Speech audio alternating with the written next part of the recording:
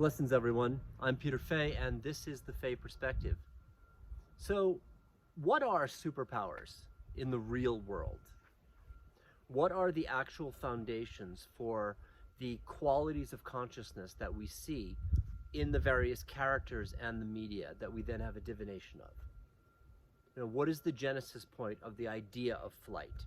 What is the genesis point of the idea of like super strength, telepathy, precognition? What is the genesis of our relationship with much greater cosmic forces that exist in the field?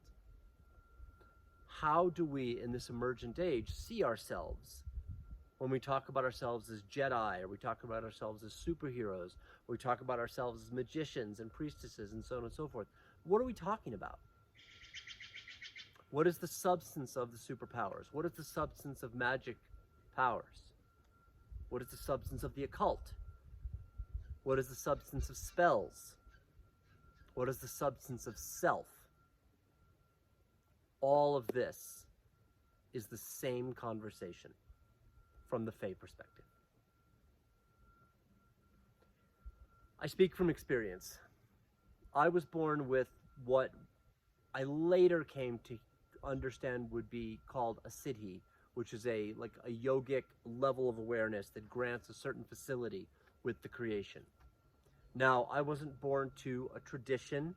I wasn't born to anything like that. For me, growing up with comic books and stuff like that, my point of reference were the superheroes. My point of reference was the X-Men, was Captain Marvel, Shazam, Billy Batson changing to Shazam. My point of reference was Superman, was the cosmic forces in Marvel Comics and Vertigo Comics and so on and so forth. My reference point and the mythology that I drew from was contemporary, but the access was timeless. So unlike the mythos of, say, someone who is born and they study in a tradition which was created by somebody else, or many incarnations of themselves in a previous iteration, or so on and so forth, unlike the idea of someone who is just exposed to that thing or inside that culture, I actually experienced myself as being born with genuine superpower. I had an overwhelming understanding that everything in the creation, including myself, was made of the same substance, of a thing that I called the prima materia, the primal clay. And this was something that I could feel. I could taste it. I could smell the sound of it. I could hear the colors of it. It exists in a transcarnate, synesthete, bleeding between senses, kind of a space of images and sensations that started out as completely incoherent. Like listening to music and being unable to pick out the different instruments. Everything's just cacophony. And then gradually coming to discernment of what was going on. And for me, in the mythos of the modern day contemporary superhero that I know is shared by others, I had to learn to work with my powers. I had to learn to make sense of the world, because like the mutant heroes in the X-Men, I did not have control over my powers. And I was flickering between many different states of being.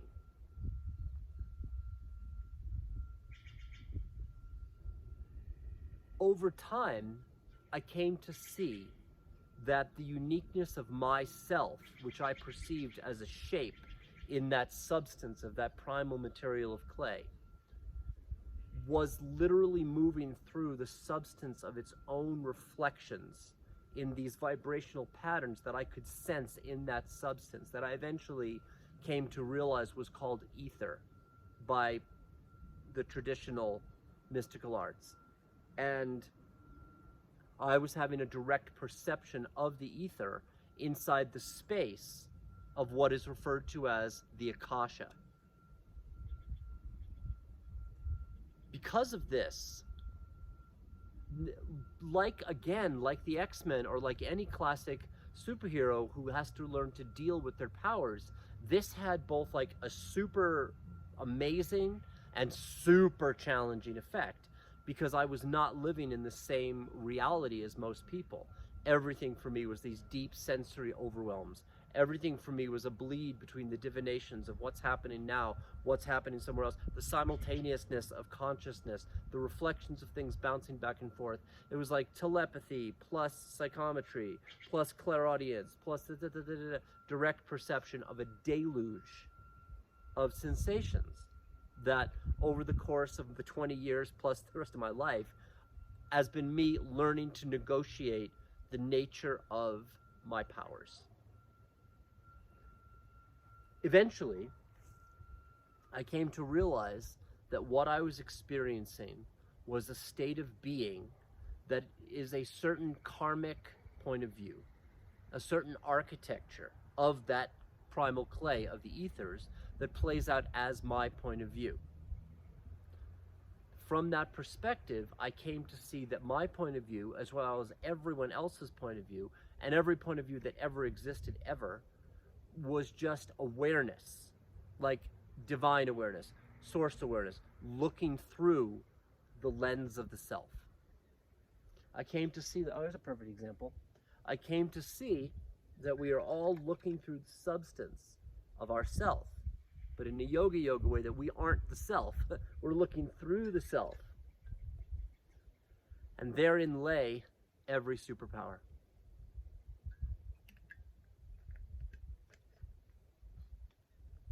See, the nature of what I call the Fey perspective is based in the nature of my power. As I've traveled through the world, I came to realize that what was distinctive about my karmic configuration was that I was like a tabula rasa, like I didn't have experience of these other impressions, save the substance that was necessary for me to have a form in this age. And as I would encounter other beings on the quest, let me reframe that. When I went on the quest to understand how to work with my powers and how to open up the way for other people to see the use of their own magic. The journey itself informed me and taught me into the nature of the ethers and the nature of how things occurred in time and space in the world relative to my point of view. I gradually came to see that the nature of being itself was divinity being human, divinity being and looking through the very small perspective of a human being, and that a human being was made of these elements inside that primal clay, that each and every one of us was a character in this larger great story, a story that I could perceive. And as I went along my timeline and I encountered other beings, that nature, that blank slate nature of not being familiar with the impressions of the earth plane, gave me a certain perspective in which I would gain new codes and new powers based upon the beings that I had encountered in the field and what they were embodying. And I could see that they were gaining certain codes and certain powers from being in proximity to me.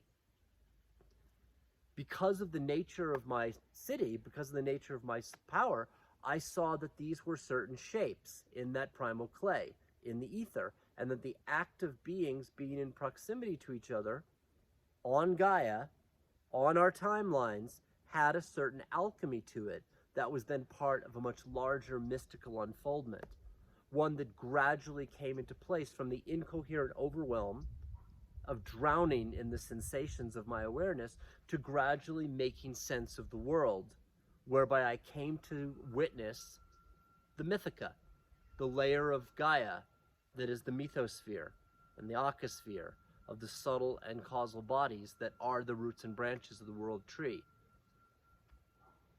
In this context, I came to see that every superpower, every magic, every spell, every tradition, every belief system, everything of differentiated consciousness is a shape in those ethers, in that primal clay, that was defined by undifferentiated consciousness. The enlightenment of realizing that you are not the self, that you are awareness looking through the waters of the ether. and that dependent on the shape of those waters, you have different superpowers. This was what I experienced as my own waters were moving around, and I had to learn to control that, or at least work with it. In that context, the Fae perspective on superpowers is that we all have these super yogic abilities. We all have the telepathy, the clairaudience, this, that. We all have the ability to work with energy. We all have the ability to work with the quantum level of things. What makes all the difference is our depth of ability to perceive that and to access that. And what makes this so fascinating, from my point of view, is that point of view itself is a shape in the water. Meaning, if the water is in a certain shape, the waters of the ethers that are the creation seen at depth is a certain shape, that's all you're going to see of the world, because you're looking through the lens. If the waters are doing that, that's all you're going to see of the world. If the waters are clear, that's all you're going to see, that's what you're going to see.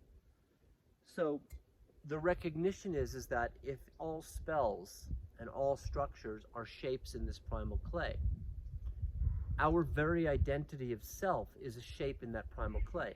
Let's say you're born to the such and such a shape, you identify with being a Pleiadian, with being a priestess of Isis, with being this, being that. You're going to have certain powers that are related to that configuration. Let's say you are born to a thing, you don't really remember your aspect, you're sort of getting into magic, you've watched a little Harry Potter, right? You're only going to have certain access because your very point of view itself and the definition of yourself itself is made of the substance.